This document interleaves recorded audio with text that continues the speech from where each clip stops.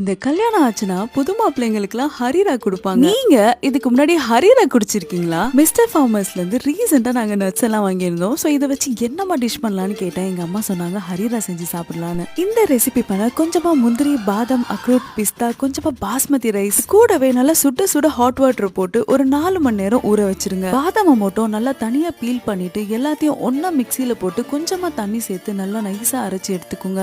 நாங்க இதுக்கு 1 litre Aavin milk use பண்ணோம். நீங்க உங்களுக்கு கவ் மில்க் வேணும்னா கூட நீங்க யூஸ் பண்ணிக்கலாம். மில்க் நல்லா பாயில் ஆனதும் கொஞ்சமா ஏலக்காவை தட்டி போட்டுக்கோங்க. அது கூடவே 1 டேபிள் ஸ்பூன் கீயை ஆட் பண்ணிட்டு அரைச்சு வச்ச பேஸ்ட்டை நல்லா அதுல போட்டு நல்லா மிக்ஸ் பண்ணிக்கோங்க. சுகர் உங்க தேவையான அளவுக்கு ஆட் பண்ணிட்டு அது கூடவே மில்க் மேடும் ஆட் பண்ணிக்கோங்க. அதோட ஹைலைட்டே நல்லா நீங்க ஸ்லோ குக்கிங்ல ஒரு 45 மினிட்ஸ் நீங்க குக் பண்ணிட்டே இருந்தீங்கன்னா அந்த கன்சிஸ்டன்சி வந்துடும். நீங்க இதை சில்லுன்னு சர்வ் பண்ணாலும் சரி, சுட்ட சுட குடிச்சாலும் சரி, டேஸ்ட் செம்மையா இருக்கும். இது ரொம்பவே ஆரோக்கியமான ட்ரிங்க். குழந்தைங்கள்ல இருந்து பெரியவங்க வரைக்கும் குடிக்கலாம். நீங்களும் இதை ட்ரை பண்ணி பார்த்துட்டு